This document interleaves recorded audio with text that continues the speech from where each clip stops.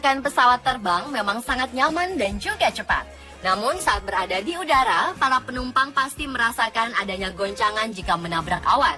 Dalam dunia penerbangan, ada awan yang boleh dilalui, ada pula jenis-jenis awan yang harus dihindari. Adanya radar pembaca awan atau weather radar di dalam kokpit pesawatlah yang membantu pilot mengetahui tingkat bahaya awan yang berada di dekatnya. Warna yang terdapat pada weather radar adalah hijau, kuning, merah, dan magenta. Apabila warna pada weather radar menunjukkan warna hijau, maka pesawat masih diperkenankan untuk menembus awan. Namun para penumpang diwajibkan untuk mengenakan sabuk pengaman. Radar berwarna magenta mengindikasikan pusat awan badai yang dapat mengakibatkan turbulensi hebat. Biasanya awan tersebut adalah awan cumulonimbus. Awan cumulonimbus inilah yang dicurigai menyebabkan pesawat AirAsia QZ8501 hilang kontak pada Minggu 28 Desember 2014 lalu. BMKG atau Badan Meteorologi, Klimatologi, dan Geofisika membenarkan terdapat gumpalan awan tebal pada jalur penerbangan pesawat AirAsia QZ8501. Sebelum pesawat AirAsia QZ8501 hilang kontak, pilot sempat meminta izin untuk menghindari awan tebal yang diyakini merupakan awan cumulonimbus. Keberadaan awan cumulonimbus atau awan CB memang dianggap sebagai momok bagi kalangan penerbangan. Ini dikarenakan awan ini dapat menyebabkan turbulensi dan mesin pesawat mati. Awan cumulonimbus adalah salah satu awan vertikal yang dapat tumbuh menjulang hingga ketinggian 60.000 kaki atau sekitar 18 km lebih. Cumulonimbus berasal dari bahasa Latin cumulus berarti kumpulan dan nimbus berarti hujan. Awan cumulonimbus terbentuk karena beberapa sebab.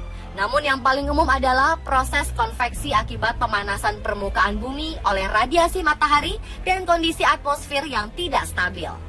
Awan cumulonimbus sangat mudah terbentuk di daerah tropis karena proses konveksi di wilayah ini sangat kuat. Bagian pucuk awan ini berserabut, tampak berjalur-jalur dan hampir rata, melebar mirip bentuk landasan yang disebut anvil head.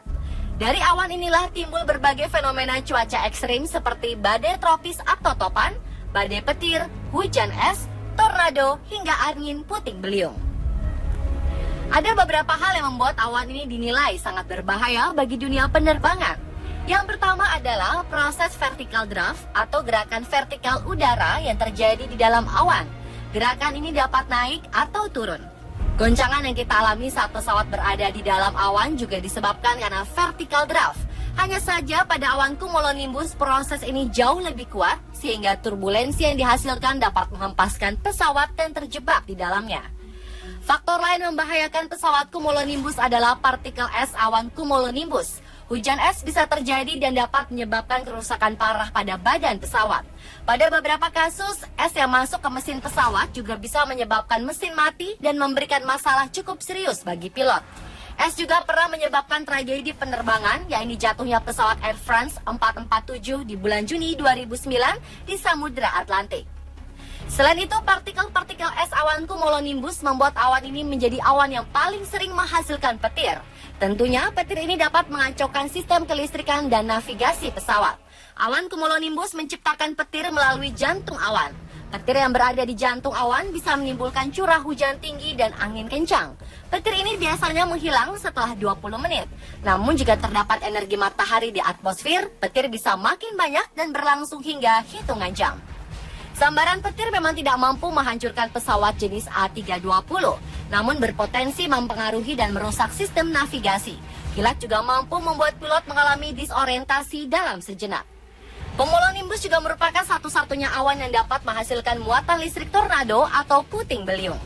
Awan ini menjadi ancaman bagi proses penerbangan jika berada pada lintasan pendaratan, karena awan jenis ini bisa memicu terbentuknya wind shear dan microburst.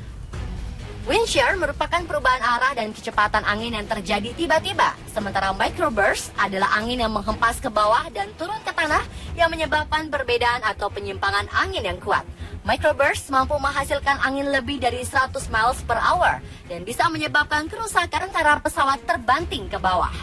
Dengan sifat awan cumulonimbus yang sangat berbahaya tersebut, maka para pilot pesawat terbang umumnya akan lebih memilih menghindari awan ini ke arah samping atau menaikkan ketinggian pesawat.